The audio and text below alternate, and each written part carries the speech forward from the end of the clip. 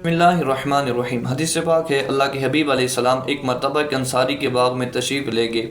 وہاں پہ ایک اونٹ بندھا ہوا تھا۔ جب اونٹ نے آپ علیہ السلام کو دیکھا تو وہ آپ کو دیکھ کر بلبلانے لگا اور اس کے آنکھوں سے آنسو بہنے لگے۔ اللہ کے حبیب علیہ السلام اس کے پاس تشریف لے گئے۔ آپ نے اس کے سر پہ ہاتھ پھیرا، پھر وہ خاموش ہو گیا، وہ سکون میں آ گیا۔ پھر میرے آقا نے فرمایا کہ اس اونٹ کا مالک کون ہے، اس اونٹ کا آقا کون ہے؟ ایک انصاری جوان حاضر ہوا، اس نے عرض کی یا رسول اللہ میں اس اونٹ کا مالک ہوں۔ تو میرے حضور نے فرمایا کہ کیا تم اس اونٹ کے معاملے میں اللہ سے نہیں ڈرتے کہ جس نے تجھے اس اونٹ کا مالک بنایا ہے؟ اس اونٹ نے مجھے شکایت کی ہے کہ یہ مجھ سے کام بھی زیادہ لیتا ہے اور مجھے زیادہ دیر بھوکا رکھتا ہے۔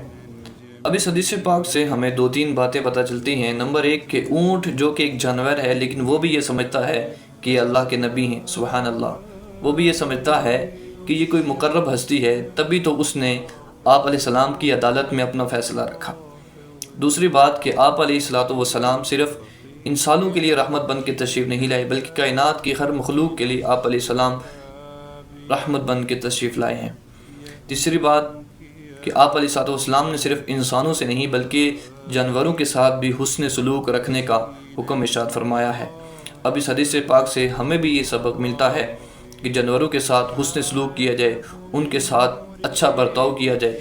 اب اکثر لوگوں نے گاؤں دیہاتوں میں بھی اسی طرح سے مال مویشی اور جانور رکھے ہوتے ہیں، وہ ان سے بھی اسی طرح سے نفع حاصل کرتے ہیں، اور ان میں سے اکثر لوگ تو ایسے ہوتے ہیں کہ جن کا برتاؤ جانوروں کے ساتھ بہت سخت ہوتا ہے، وہ بہت سختی کے ساتھ جانوروں کے ساتھ پیش آتے ہیں۔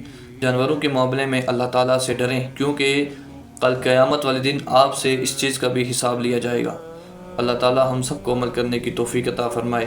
جزاکم اللہ خیرہ۔